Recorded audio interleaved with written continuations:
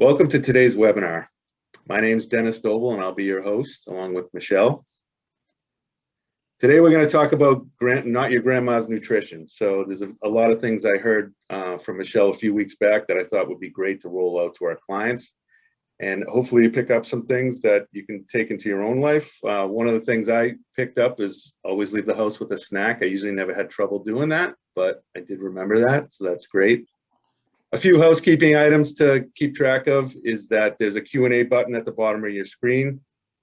Feel free to ask a lot of questions. This webinar is going to be limited to 30 minutes, but Michelle has agreed to stay on to answer as much questions as she can after her presentation.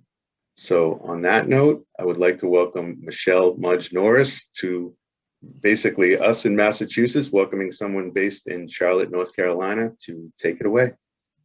Well, thank you so much, Dennis. I appreciate the opportunity to be here and to speak to you guys today. This is something I'm super passionate about. I grew up in sports and in diving specifically, and I was a springboard and platform diver all through, my sophomore year in college. I had a really bad back injury, and through that experience, I found my way into my career. So sometimes we look at things that are really seem like a tragedy in the moment, but they end up leading us in the direction that we are absolutely supposed to go. I'm going to turn my video off and I'm going to share my screen, and I'm going to share a little bit more about that story as it relates to the rest of this presentation. So after I herniated a disc in my back for the third time in college, I saw 8 different doctors. Nobody could really put me back together. They told me I needed surgery or bed rest.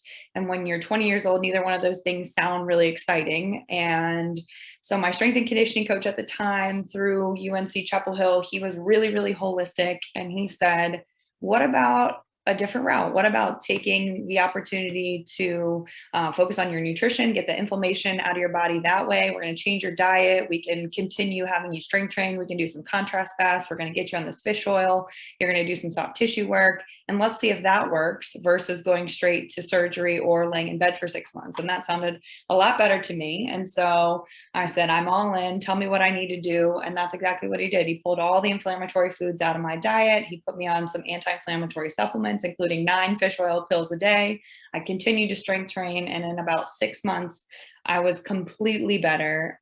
Fast forward a decade, my husband owns a CrossFit gym. I do CrossFit 5 days a week. I feel incredible, and I never went under the knife or took 6 months off.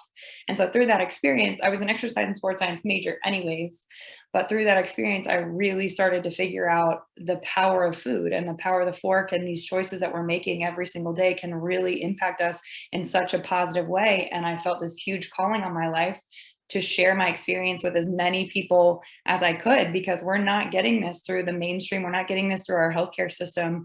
And so that's how I ended up here today. I'm now certified through Precision Nutrition and do individual nutrition coaching and also do corporate wellness. So I go into companies and try and make the employees healthier, and I absolutely love it. Okay, so with that, I'm going to get into today's presentation. Hopefully you guys are able to take away some practical tips and tricks that you can start implementing into your own life as we wrap up. And I look forward to your questions. All right, so the very first slide, this is Thomas Edison. Everyone knows him as the light bulb guy, so he's a little bit outside of his realm when he said this back in 1902, but he said, the doctor of the future will no longer treat the human frame with drugs, but will rather cure and prevent disease with nutrition. And what we're really figuring out today with the rise of functional medicine and integrated medicine, that he was spot on. Our food choices are so important. Food really is medicine. Hippocrates said that a long time ago, and we need to take him seriously, because every day, 3 times a day, 5 times a day, however many times a day we're eating, we have the opportunity to make a really great choice for our body or make a choice that's going to harm us in some way. So we need to start thinking about food as fuel, not just as a pleasure source. All right, I want to show you some slides straight off the CDC. These are going to be, I'll go to the first slide, the map of the United States. Obviously, this is 1985. We're going to look at obesity rates, 1985 through 2010. So 1985, the white states, we don't have any information on those states. Light blue states, we've got less than 10% of people are obese in those states. And then a little bit darker, Carolina blue, we've got 10 to 14% of people obese. I'm going to whip through these really quick. We're going to go 1985 through 2010. And I want you to watch what happens. 1999, we get a new category. I'm down here in North Carolina, super proud of us southeast as we lead the way in the obesity trends. That's a joke. I'm not proud of us.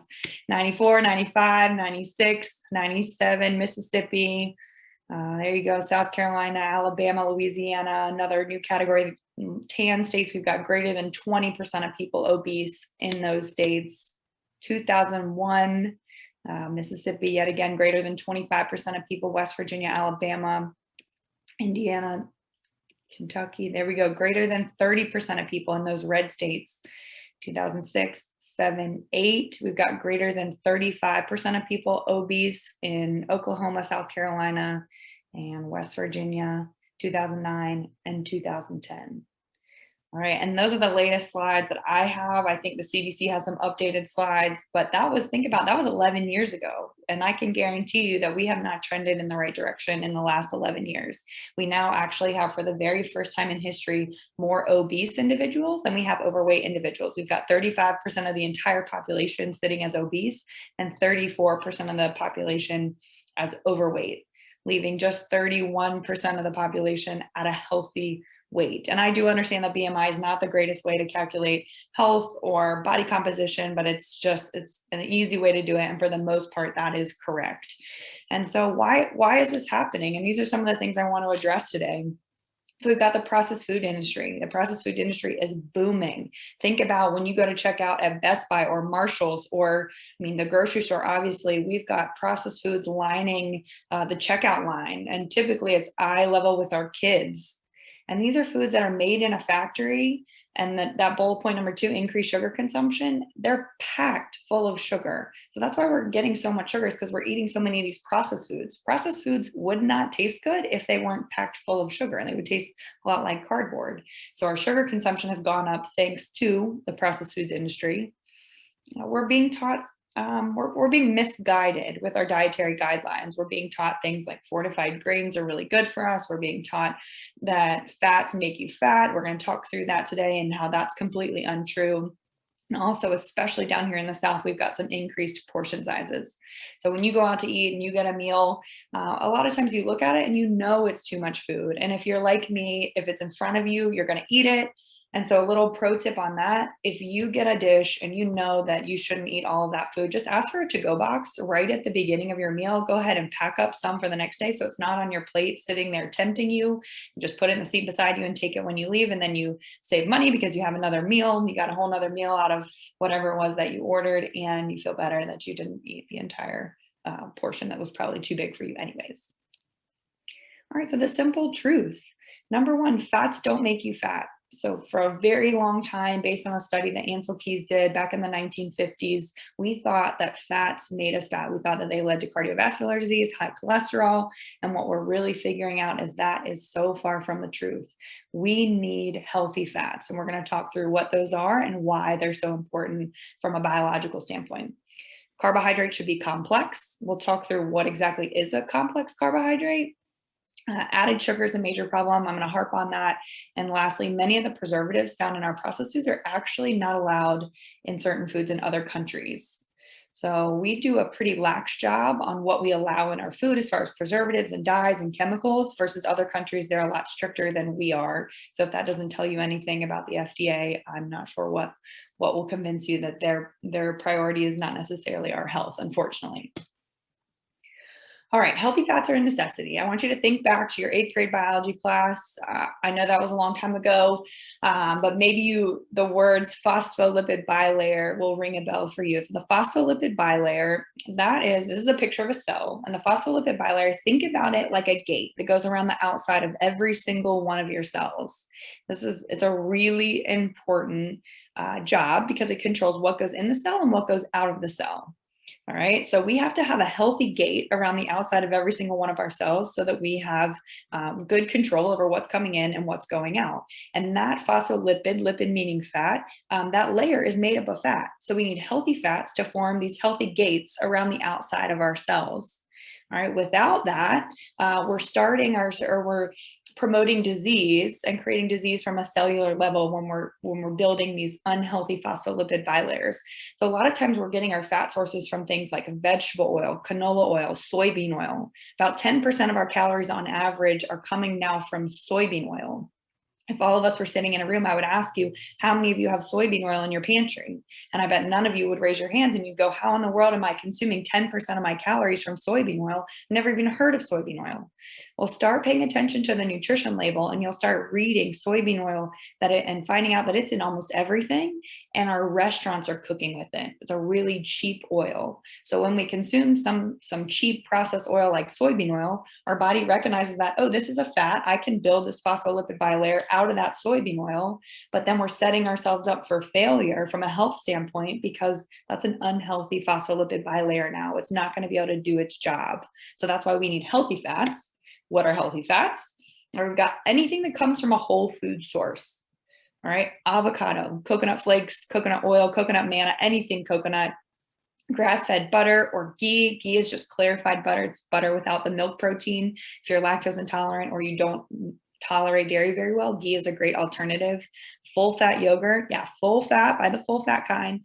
Nuts, grass-fed beef, good quality bacon. I know we've demonized bacon for so long, but if you can buy the Applegate brand or a brand that's very minimally processed that doesn't have any added sugar or nitrates in it, that's going to be an okay source of fat. Full fat sour cream, cheese, avocado, guacamole, nut butter, and unsweetened nut milk. So almond, coconut, and cashew are great examples of those.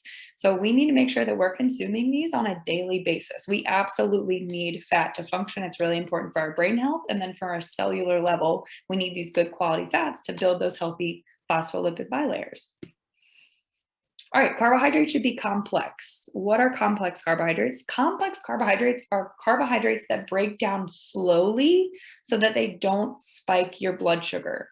Simple carbs are anything that are really high in sugar, so cookies or a lollipop, any piece of candy, M&M, something like that. That's going to break down really quickly in your body and it's going to spike your blood sugar. So this graph on the bottom right side of your screen, these are two different individuals' blood sugar.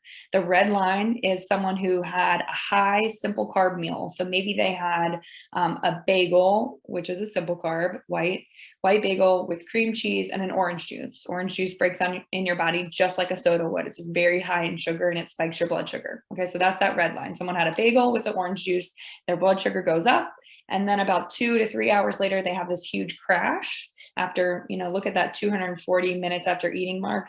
So they crash and they crave more carbohydrates, they crave sugar, they want to take a nap, maybe they're cranky, maybe they need some caffeine. And so that's what they do. They reach for the carbs or they reach for something sugary and they start the process all over again.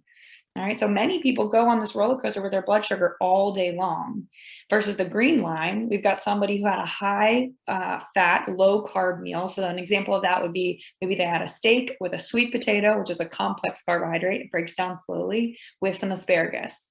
So that has very little impact on your blood sugar. And that's really important because the latest research looking at longevity being living a long life, but having a good quality of life through your later years, shows that the fewer times in your life you spike your blood sugar, the longer you live. So many Americans, we're going on this roller coaster ride all day long, maybe 5 times a day, we're spiking our blood sugar, crashing, reaching for the carbs, spiking our blood sugar, crashing. A crash is that 230 feeling. We're all familiar with that, but that's your blood sugar bottoming out because you just had something high in simple carbohydrates that created a spike in your blood sugar and then you crashed. We don't want to be feeling that. The fewer times in our life that we have that feeling, the longer we live, according to the research. All right, so complex carbs, brown rice, sweet potato, brown rice pasta, quinoa, beans, black rice is another one. It's also called forbidden rice. That's a great option. Brown rice cakes. If you guys have questions about complex carbs, just save them till the end and then you can ask me about your if something is a complex carb. But that's where we should be getting the majority of our carbohydrates from versus things like white bread, white pasta, wheat pasta. All of those are simple carbohydrates that create that spike in your blood sugar. Okay, added sugar is a major problem. Before I get into this slide, we're going to do a quick poll. And I want to ask you guys, on average, how many grams of sugar do you think the average American consumes on a daily basis? So hopefully a poll just popped up on your screen. Go ahead and take your pick. Do you think it's 20 grams on average every day, 40, 50, or 90 grams? So go ahead and submit your answer. I'm not sure if I can see the answers or if Dennis can see them, but we'll find out in a second. I would love to hear what you think. All right. 3% of you say 20 grams, 3% of you say 40 grams. I've got 29% at 50 grams and 66% of you at 90 grams. So my 66% of you, you are correct. The average American consumes 90 grams of added sugar every day, which is the equivalent of 22.2 teaspoons. The World Health Organization recommends no more than 6 teaspoons or 25 grams per day. So as Americans, we are overdoing it, to say the least, on our sugar consumption. And that's because sugar finds its way into everything. Hopefully after this presentation, you'll start to look at the nutrition label a little bit differently, start to look at the line that says includes blank grams of added sugar, and you'll start to realize, oh my gosh, it adds up so quickly. And we'll get to that. We'll show you that on a nutrition label. And then lastly, additives banned in other countries. So I know there's a lot of words on this slide. I'm not going to go through all of them. The only thing I want to point out is that all the chemicals listed in green on the left, those are chemicals that are not allowed in foods in other countries, but are allowed here in the United States. Artificial coloring, BHT, that's lines the bag of cereal to keep the cereal good through the zombie apocalypse. High fructose corn syrup, aspartame, that's a fake sugar. BPA, we're starting to realize the problems with BPA, MSG and sulfite. So all of those are banned in another country, but the FDA says, no, they're okay. We can let companies continue to put them in our food. But we're starting to really figure out the studies that are showing these things are neurotoxins or carcinogens, meaning they cause cancer or they raise your bad cholesterol, they cause type 2 diabetes. So we have to police ourselves because the FDA is not going to do it for us. So if you guys want to take a picture of the slide, or you can have access to these slides afterwards and just familiarize yourself with these words. And if you flip over the ingredient list on your processed cereal or whatever it is, and you see one of these words, we really want to do a good job of minimizing whatever it is, whatever that product is, because of the negative side effects that are coming with some of these chemicals. All right, so what's left to eat? Let's talk about what you can eat on a daily basis and where to find that food. I'm going to start with this quote by Charles Poliquin. He died a couple years ago, but he was a famous strength and conditioning and nutrition coach for a lot of professional athletes. And he kept it really simple. He just said, if it doesn't swim, run, or fly, or isn't green and grow in the ground, don't eat it. All right. And so what he meant by that was the earth is going to provide us exactly what our bodies need. So if it doesn't come from the earth, or isn't an animal on the earth, or swim in the ocean or the lake or whatever, then our bodies probably weren't biologically designed to eat it. All right, where do we find these foods? No matter where you do your grocery shopping, it's pretty much the same layout, whether it's Trader Joe's or Harris Teeter or Kroger or Wegmans, anywhere. All the processed stuff is typically found in the aisles, and then the healthy stuff, where the majority of your money should be spent, is around the outside. All right, so the majority of your money should be spent on things like fruits and vegetables, nuts, seeds, meats. Even if you do dairy, you can do that full fat dairy products. There's some okay, full fiber juices that are around the outside that are okay too. Eggs are a great source of healthy calories, fuel for your body. And then the processed stuff is typically in the aisles. So if you're spending the majority of your money in the aisles of the grocery store and you come home and the majority of the things that you bought go in the pantry, then we need to reevaluate where you're spending the money. The majority of your money and the majority of your groceries should be spent on things that come home and go in the fridge. Okay, that's a little easy way to look at it. Of course, there's exceptions to every rule. So in the aisles, you can find some of these healthier foods. We've got nuts and trail mix in the aisles, Kind Bar, Lara bars. Those are great snack bars if you are in need of some for you or your kids. Those are pretty kid friendly. Nut butter, so that means peanut butter, almond butter, cashew butter. Those are great sources of healthy fat as well.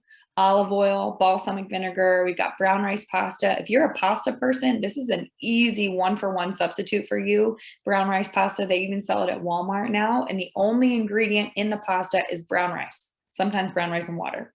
All right, so it's an easy one-for-one, much healthier substitute with that complex carb versus a simple carb. Rice cakes, frozen rice or quinoa, spices, condiments, granola. That's one of those buzzwords where we just assume all granolas are good for us because it sounds like granola sounds like it's a healthy food. They sneak a lot of sugar into those granolas. So try and look at how many grams of added sugar are in there per serving. Try and keep it under 10 per serving. And I'll get into details about that when we look at the nutrition label. And then of course, frozen vegetables can be found in the aisle and those are okay. All right, so say you are in your local grocery store, you're walking down the aisle and you flip over the box and you want to figure out, is this food okay for me and my family? You guys probably recognize this box. This is brown sugar cinnamon Pop-Tarts, the most amazing way to start your day when you're between the ages of 5 and 15, maybe even older. Trust me, I had 2 of these every morning for many years of my life, had no idea what I was consuming, and it's a miracle I have lived this long. I'm just kidding. So anyways, I want to talk to you about where your eyes go when you look at the nutrition facts. So we're walking down the aisle, we pick up the brown sugar cinnamon Pop-Tart box, we flip over the box, and I'm like, okay, is this good for me or is it not? For us females, typically a lot of times the very first place our eyes will go are the calories. And you can see there's not even an arrow that goes to the calories. And I'm way less worried about calories than I am about some of these other items, some of these other nutrition facts. So the first thing you can see the arrow goes to the serving size. And the reason this is important is because the rest of the information on this box is based on what that serving size says. So Pop-Tarts, they make it super confusing. They package them in packages of 2, but the serving size is 1. Okay, so all the rest of the information on the nutrition facts is based on the fact you're only eating 1 pastry. All right, so that's why that's important. So calories, there's 210 calories per 1 pastry, but if you're eating 2, then we need to double that, obviously. All right, so we come down to the fat, saturated fat. For a long time, we were told that saturated fat, that, artery clogging saturated fat, it was one word. But we figured out that that is so far from the truth. Our bodies actually need saturated fat. It's a good source of energy for us. Pop-Tarts are not the place to get your saturated fat, but just want to point out that if something is high in saturated fat, that doesn't necessarily make it bad for you. Trans fats are the problem. So trans fats are so bad for you. Actually, in 2015, they became illegal. They gave companies 3 years to pull the trans fats out of their products. There's still a listing or a line item on there for trans fat. So just double check that there's no trans fat in the products. And then we come down to the sugar line. So in 1 Pop-Tart, we've got 16 grams of sugar. Remember, the World Health Organization recommends no more than 25 grams every day. The American Heart Association is actually a little bit stricter for women. They say no more than 20 per day, and they give men a little bit more. They say men can have 36 grams of sugar every day. Okay, so that's how quickly that sugar adds up. So for me, back in elementary school, when I was having 2 Pop-Tarts for breakfast every day, I was getting 32 grams of sugar every day to start my day. All right, no wonder kids don't want to sit still. They're sugar high. All right, and then we come down here to the ingredient list. And this is a little star calories. Stop panicking about the number of calories in a product and start panicking about ingredient lists, the number of ingredients, really. If an ingredient list is this long with so many ingredients that you can't pronounce the majority of them, then we need to really reevaluate whether or not this product is going to fuel our body in the way that we would like to. So let's zoom in on those ingredients. Again, if we were sitting in a room all together, I would ask you guys, anybody want to read me the ingredient list? And you guys would look at me like I'm crazy because nobody wants to try and read those words. I don't even want to try and read those words. I can't pronounce half of them, right? So that's red flag number 1 about this product. What I also want to remind you that ingredients are listed in order of abundance. So the most abundant ingredient in a Pop-Tart is enriched flour because that's listed first. And then if you keep coming down, the 2nd, 4th, and 6th most abundant ingredient in a Pop-Tart are different names for sugar. And the reason they pull from different types of sugar, so we got brown sugar in here, corn syrup, and high fructose corn syrup. And the Pop-Tart company, they're smart. If they pulled all their sugar and made a Pop-Tart sweet with only one kind of sugar, so maybe they only use brown sugar would have to be listed first. It would be the most abundant ingredient in a Pop-Tart. So that's why they pull from different sources. So it doesn't, a mom flips it over and they're like, oh, enriched flour, that's not bad. And so they're more likely to buy the product. Whereas if they flipped over the ingredient list and saw the very first ingredient as a name for sugar, brown sugar, they might be more inclined to put it back. So the food companies are smart. But now you guys know their tricks. and you know, maybe I can read, okay, second, fourth, and sixth ingredient are all names for sugar. I need to put this back on the shelf. All right, we keep coming down. We're looking at the ingredients. We've got TBHQ. That's a form of butane. It helps preserve the life of foods, keeps, again, the foods good through the zombie apocalypse. The FDA does recognize that this is not a super safe ingredient to put in products, and you can only comprise 0.02% of your product with TBHQ. So again, I'm eating 2 Pop-Tarts. I'm getting double my dose of TBHQ. Side effects include nausea, delirium, vomiting, and asthma. We have an asthma epidemic going on in our country right now with our kids. And if you ask me, I fully believe it's because of the foods that we're consuming. Keep coming down. We've got caramel color that's linked to lung cancer in rats. It's on California's list of potentially toxic chemicals. So again, you guys have to be your own advocates about the food that you're eating and really pay attention to the ingredients and decide whether or not that's something you want to bring home for yourself or for your kids. All right. Last year, we actually got a new nutrition label. You guys might have started to notice this. So as of January 1st, 2020, companies that made over 10 million in annual food sales had to switch over to this new label. Everybody else had until January 1st, 2021. So every nutrition label at this point should be looking like this label on the right that's got the red arrows pointing to it. I want to point out a couple things about the new label. The first one being the calories have gotten bigger, which, okay, that's all right. Don't care too much about that. But what's really important is that they're now having food companies are having to be transparent about the number of grams of added sugar that are in their products. All right, so this new nutrition label over here, if you look, it says 12 grams of total sugar, and then it says includes 10 grams of added sugar. That's really helpful because when we're trying to count our 25 grams of added sugar, things like fruit, natural sugar from fruit, that doesn't count towards our 25. There's some natural sugar, lactose, and dairy, that doesn't count towards our 25. But we just want the added sugar. So this 10 grams, if I'm trying to make sure I stay under 25, this 10 would go towards my 25. All right, so we just look at that line and start to tally up as we eat throughout the day. And maybe tomorrow that's a practice you implement and you just see, I just want to do a quick experiment. How many grams of added sugar am I consuming on a daily basis? And so if you want to do that, just add up this number over the course of the day and see what your total is. If we come straight across, we see that percent daily value. All right, so remember the World Health Organization says 25 grams of added sugar. American Heart Association says 20 for women, 36 for men.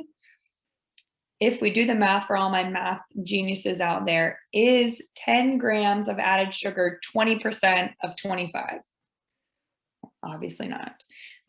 So what the FDA has done, the FDA is in charge of the nutrition label, and they have completely disregarded what the World Health Organization recommendation is and what the American Heart Association recommendation is. And they have said it's okay for the American to consume 50 grams of added sugar every day. And so this percent daily value right here is based off the idea that we're good to consume 50 grams of added sugar every day. And if you look at all the other organizations and the recommendations out there, that is way too much sugar. So now that you guys, again, are informed consumers, you just have to double this number. So if it says this is 20% of your total sugar for the day, it's really 40% of your total sugar for the day. And hopefully that makes sense. If you have any questions on that, I can answer them in a second. All right, so let's whip through some healthy meal ideas and then I'll open it up to questions. So breakfast ideas, again, these are all whole foods. They come from the earth provides our food.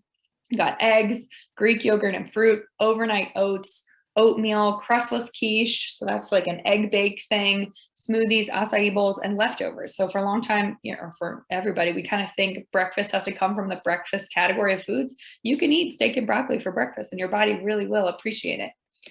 Healthy lunch ideas, think about anything in a bowl. So it doesn't have to be a salad, but salads are great. We can do something on a bed of rice or a bed of quinoa, and then pack your protein, pack your veggies on top of there. Think about when you go to Chipotle and you get your brown rice and your beans and your meat, that Chipotle is actually really not a bad option for a quick lunch. Typically, when we leave our house and we don't have any healthy food with us, our options are pretty limited as far as healthy choices. That's why Dennis said he took away, don't leave your house without a healthy snack. That's because our society sets us up for failure. So think about if you left your house with no food and you were going to be gone the entire day, your options for healthy choices are very limited. It's so much easier to make unhealthy choices if we don't bring some healthy snacks with us or have a plan. All right, healthy dinner ideas. brown rice stir fry, any kind of meat, veggie with a complex carb. So chicken, sweet potato, and broccoli, something super simple like that. There's healthy ways to make all kinds of dishes. One of our staples is a sweet potato lasagna. So there's no noodles in it. The noodles actually are really thin sliced sweet potatoes. I think it's fantastic. Bunless burgers, breakfast for dinner, spaghetti squash instead of traditional pasta, or use brown rice instead of traditional pasta, taco bowls. All those you can notice are just whole foods. There's no processed foods. These aren't frozen meals. You do have to put a little love and time and effort into it, but you don't have to spend 2 hours cooking. You can cook dinner. Last night I was on a Zoom call and I was cooking dinner, and I cooked dinner. I looked at it. I made homemade buns and burgers, sweet potato fries, and asparagus in 37 minutes. So that's really not bad. If you want any of those recipes, I'm happy to share. Healthy snack ideas. These are all kinds of bars: RX bar, Kind bar, beef jerky, Epic bars. All those are quick and easy. You can find them almost anywhere these days. Greek yogurt, Cliff Whey bar. So the Cliff bar is the traditional Cliff bar is made with soy protein. We want to try and avoid that. It's an endocrine disruptor. We can get into that at a later date. But the Cliff Whey bar and the Cliff traditional bars typically have between 16 and 19 grams of added sugar. The Cliff Whey bar is made with whey protein and only has 5 grams of added sugar in it. So if we're going to go with the Cliff bar, try and find that Whey bar. And then just a couple of takeaways. So start small. If you are eating a Special K protein bar or a Nature Valley bar, maybe you swap that out for a Kind bar and see if you can just make that easy swap. If you are we didn't talk too much about fake sugar, but fake sugar is a neurotoxin and disrupts your digestive tract. So that'd be Splenda, Equal, aspartame, saccharin, sucralose. All of those I would highly recommend trying to minimize. And even sugar in the raw, like a real sugar, is going to be better than the fake stuff. Even better than that would be something like stevia or monk fruit sweetener. Honey's okay too. Swap your cereal for oatmeal or yogurt and granola or overnight oats. If you're a soda person, diet or regular, you need to try Zevia. You can buy it on Amazon. You can buy it at Whole Foods. You can buy it at some grocery stores, but it's a line of sodas. They have all the flavors: Dr. Zevia, Mountain Zevia, regular cola, and it's sweetened with stevia, and there's no dye in it. So if you were to pour that can into a clear glass, it would be clear and it might freak you out, but then you try it and it does taste like a Coke, and it's sweetened with stevia, which is a natural sweetener that doesn't impact your blood sugar. If you're a salty person, if you like salt for snacks, you can try this trail mix, or I really love, there's a new brand of crackers out there called Simple Mills, and they've got almond flour crackers. So if you're a crackers and cheese kind of person, swap your Ritz or your club crackers for the Simple Mills almond flour crackers.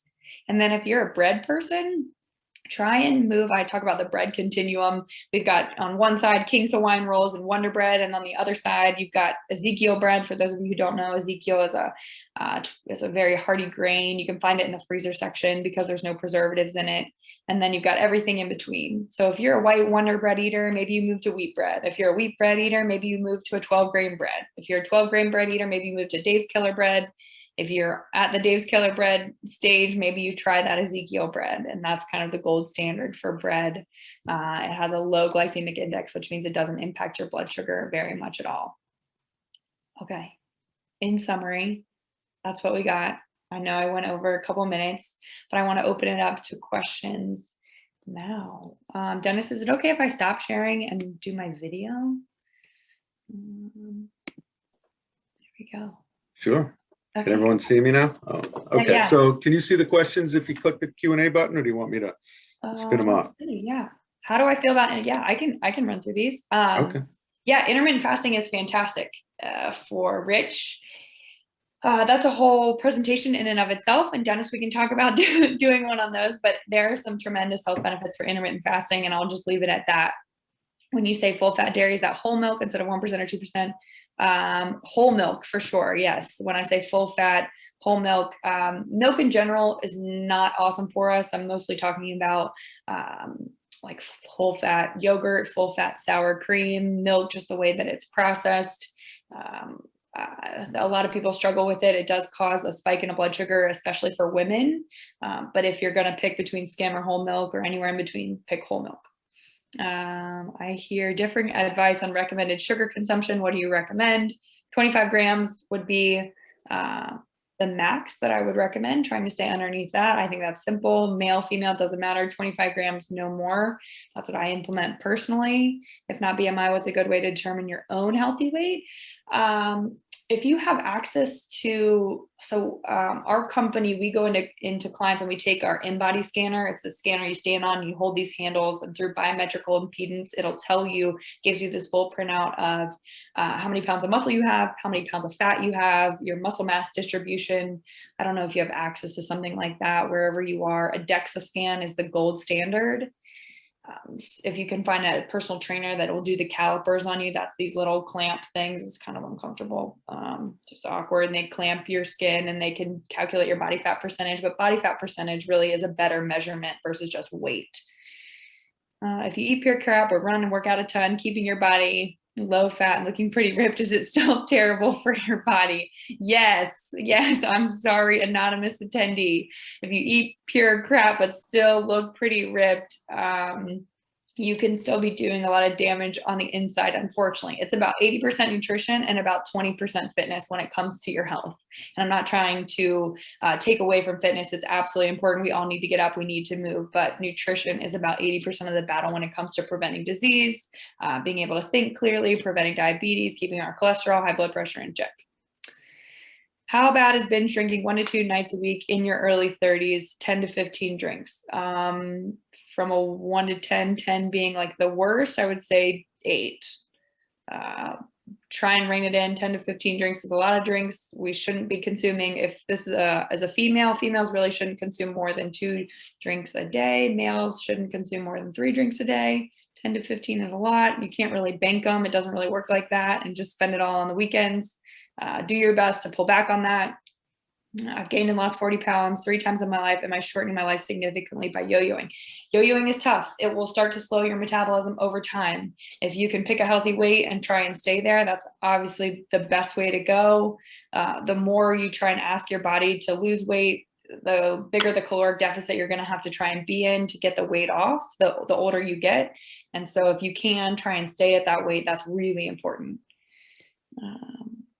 Added sugar limit for kids, same, 25 grams, really should be less than that. Kids are growing and developing. Their brains are very influenced at that time by what we're eating, their organs as well. And so their nutrition should be even more strict than us as adults because they're growing and developing. So the least amount as possible, really. I was using coconut oil and my bad cholesterol started rising, so I stopped. Start using coconut oil again. It wasn't the coconut oil that was rising your bad cholesterol. It was probably processed oils like vegetable oil, corn oil, soybean oil. Those got to come out. Canola oil is a really prevalent one as well. And things like sugar and those processed oils combined are what causes our cholesterol, our bad cholesterol, to rise. So start paying attention to your sugar and those processed oils. Luna bars, no Luna bars, no. How do you feel about plant-based products like plant-based meat? A lot of them are soy-based. I'm not a huge fan of soy. Soy mimics estrogen in our body. As females, we have plenty of estrogen. As males, I'm assuming you don't want more estrogen. You can find, it's really tough to find. You got to do some serious research to find some healthier plant-based meat options. But if you're okay with eating meat, that's actually the better option as long as you're buying the good quality stuff. So grass-fed is what we want to look for when we're buying red meat. And then free-range organic is what we want to look for when we're doing things like eggs and chicken. Those are the words that we want on our products. What do you think about eating dark chocolate in moderation for your health? Yes, 70% or higher is what we want. That was a great question. And moderation means 3 or 4 bars a day, correct? Yes. Okay, just making sure. I think that's a logical breaking point. I don't think there's any more questions, but hopefully everyone got some great information today. I want to thank you, Michelle. It's great information and you did a wonderful job. So please feel free to reach out to her with direct questions if you need help with any of your nutrition goals. And hopefully you have a great week. Thanks again. Thank you, guys.